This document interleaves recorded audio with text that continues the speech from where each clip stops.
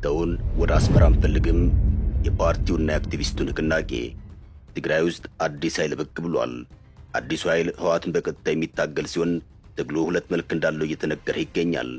በአንድ በኩል ሰላማዊ የፖለቲካ ትግል የሚያደርግ ኃይል ሲሆን፣ በሌላ በኩል የትጥቅ ትግል የሚያደርግ ኃይል ነው። ይህም ከሁለቱ የህወሓት ክንፎች ሌላ ሶስተኛ ኃይል እንደማለት ነው። ይሄው ሶስተኛው ኃይል ትጥቁን በሰላማዊ መንገድ ያደርግ በትጥቅ ትግል ዓላማው አንድ እንደሆነ ነው የሚታወቀው። እሱም ህወሓት መታገል። በተለይ ህወሓት ከኤርትራ መንግስት ጋር ግንኙነት ፈጠረ ከተባለ በኋላ በትግራይ ህዝብ ዘንድ ጥርስ ተነክሶበታል።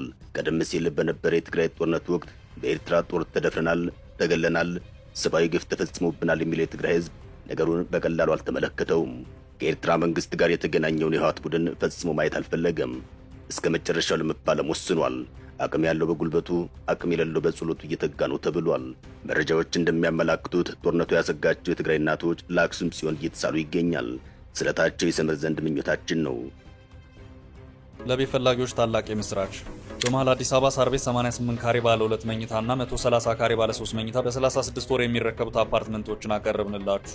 በካሬ 64200 ብር ብቻ 100% ከፍለው ሲገዙ 40% ይቀነስሎታል። ከ5.7 ሚሊዮን ጀምሮ ቅንጡ አፓርትመንቶችን አሁኑኑ ከፍለው የግሉ ያደርጉ። ግንባታቸው ከ80% በላይ የደረሱ ሳይቶች በፒያሳ ሊሴ፣ በሶማሌ ተራ፣ በአያት አደባባይ፣ በአያት ሎሚያድ፣ በጋርመንት ሲዲሲ ውብ አፓርትመንቶችንና በፒያሳ አድዋ 00 ደግሞ የንግድ ሱቆችን አቅርበንሎታል። አሁኑን ይደውሉ። ከ7 በላይ ሳይቶችን ሰርተን አስረክበናል። ቴምር ሪል ስቴት ስልክ 0906521111 0907070762 ከዚህ በኋላ ሌላ ጦርነት ከተፈጠረ ራሱ ህወሓት ብቻውን ይቅጠም እንጂ እኛ እንሳተፍም የሚል ተቃውሞ አለ። የተቃውሞ ድምጾችን የፈራ ህወሓትም ስትራቴጂኩን ከመቀሌ ወደ ሽሬ እያደረገ ይገኛል። ከአስመራ ጋር ያለውን ግንኙነትም እያጠናከረ ነው ተብሏል። ህወሓትና ሻዕቢያ እንዲህ ባሉ የጭንቅ ጊዜያት የመደጋገፍ ባህል ስላላቸው ታሪክ በመድገም ከአስመራ ጋር ያለውን ግንኙነት እያጠናከሩ ይገኛል።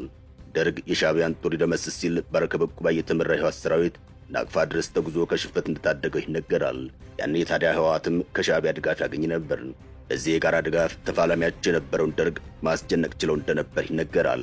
የወቅቱ የሀገሪቱ መሪ የነበሩት ኮሎኔል መንግስቱ ኃይለማርያም የኤርትራውን ተገንጣይ ኃይል ከመጣ ነው ህወሓት በራሱ ጊዜ ይጠፋል የሚል ስሌት ነበራቸው።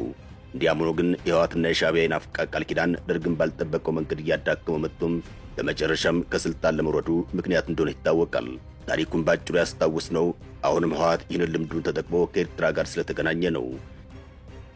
የዚያኑ ያክል የኤርትራ መንግስትም የህወሓትን ድጋፍ የሚጠይቅበት ጊዜ ላይ መሆኑን ከሁኔታዎች መረዳት ይቻላል። የኤርትራ መንግስት